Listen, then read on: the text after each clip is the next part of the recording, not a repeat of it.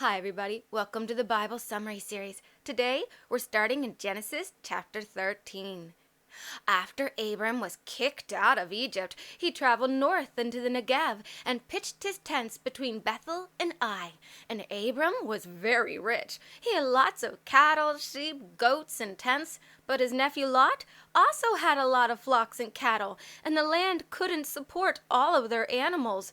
There wasn't enough grass, so Lot's and Abram's herdsmen ended up constantly bickering and arguing. Finally, Abram talked to his nephew Lot and said to him, "Let's not have any more strife between us and between our herdsmen, for we are brethren. Look, the whole land is before us. Choose wherever you want to go and separate yourself from me. If you go to the left, I'll go to the right, or if you go to the right, I'll go to the left." Lot took a good look, and he saw that the plains of the Jordan Valley in the direction of Zoar were green and lush and beautiful. The plains were well watered and fertile like the gardens of Eden, and this was before the Lord destroyed Sodom and Gomorrah. So Lot chose all the plain of Jordan and traveled east. There he settled next to the city of Sodom and camped among the cities in the valley. But the men of Sodom were extremely wicked and were constantly sinning against God. Meanwhile, Abram stayed in the land of Canaan. After Lot left, the Lord said to Abram, "Lift up your eyes and look all around you, as far as your eyes can see. I will give this land to you and to your offspring forever, and I will make your seed as the dust of the earth, to where man cannot count them. Arise, walk through the land, for I will give it to you."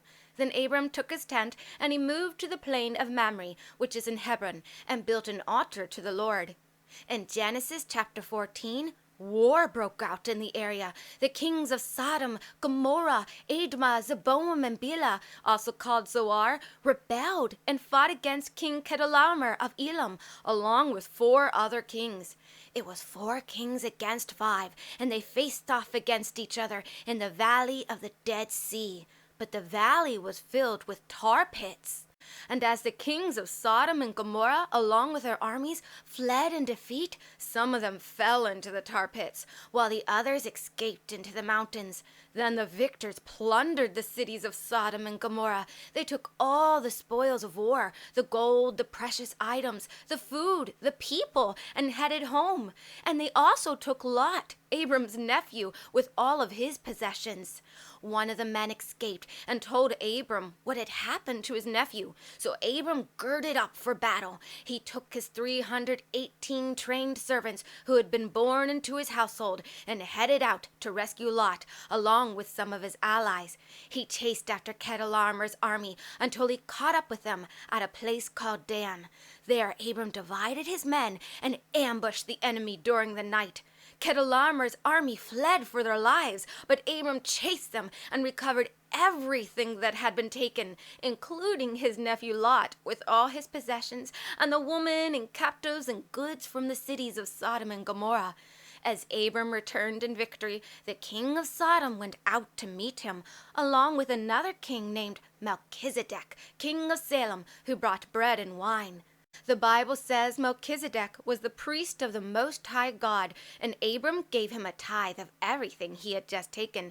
In fact, to our knowledge, this is the first time anybody gave a tithe in the Bible. Melchizedek, king of Salem, blessed Abram and said, "Blessed be Abram of the Most High God, possessor of heaven and earth, and blessed be the Most High God, which hath delivered your enemies into your hand." Afterwards, the king of Sodom said to Abram, "Just give me back my people and keep the goods for yourself." But Abram said, "I have made a promise to God that I will not take anything from you, not even a thread or a shoe latchet, lest you say, 'I'm the reason Abram is rich.' I will only accept what my warriors have eaten, and I ask that you give a portion to my allies." After these things, God spoke to Abram in a vision in Genesis chapter 15 and said, "Fear not, Abram, I am thy shield, and thy exceeding great reward." But Abram said, "Lord, what will you give me, seeing as I have no children, and everything I have will go to the steward of my house, Eliezer of Damascus? Behold, you've given me no offspring." The Lord replied, Your servant will not be your heir, but you will have a son of your own body, and he will be your heir." Then he brought Abram out of his tent and into the night. "Look toward heaven," he said, "and count the stars if you are able to. As numerous as the stars above, so shall your offspring be." And Abram, in spite of all the obstacles and his age, he believed in the Lord. So because of his faith, God counted him as righteous. The Lord also told him that he would give the surrounding land to Abram, and he would inherit it. "Lord, what proof do I have that I will inherit it?" Abraham responded.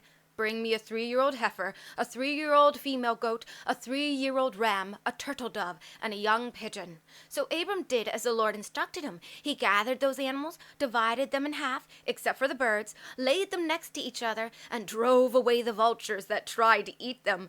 As the sun went down, Abram fell into a deep sleep, and a great darkness fell upon him. And the Lord said unto Abram, "Know for sure that your seed will be a stranger in a land that is not theirs, and they will be enslaved and oppressed for 400 years. But I will punish that nation, and your offspring will come out with great possessions. As for you, you will die in peace and go to your fathers and be buried in a good old age. After 4 generations, your descendants will come back here, for the iniquity of the Amorites is not yet full." After these words, in the pitch blackness of the night, a smoking furnace and a burning lamp passed between the pieces of animals.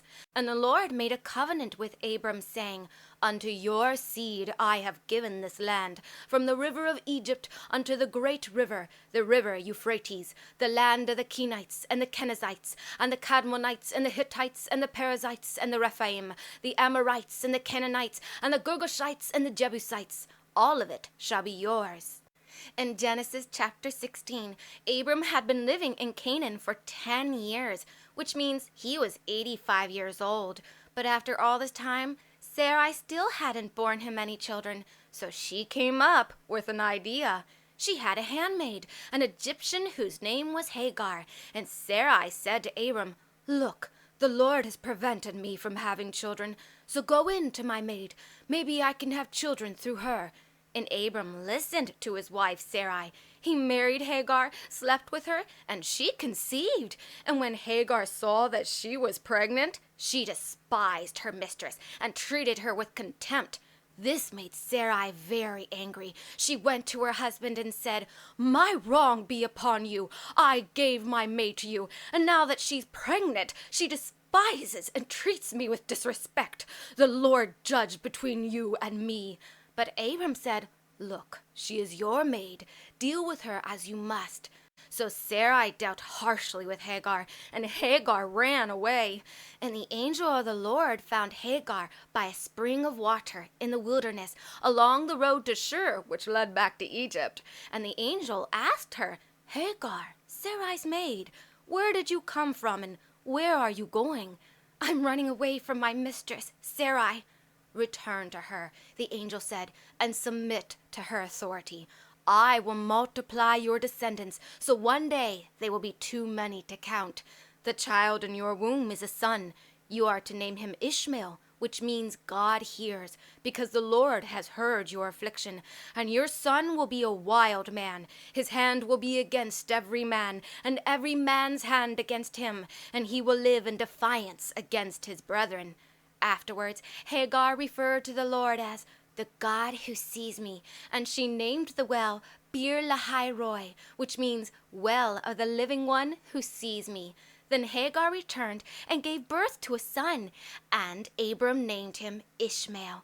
And Abram was 86 years old when Ishmael was born.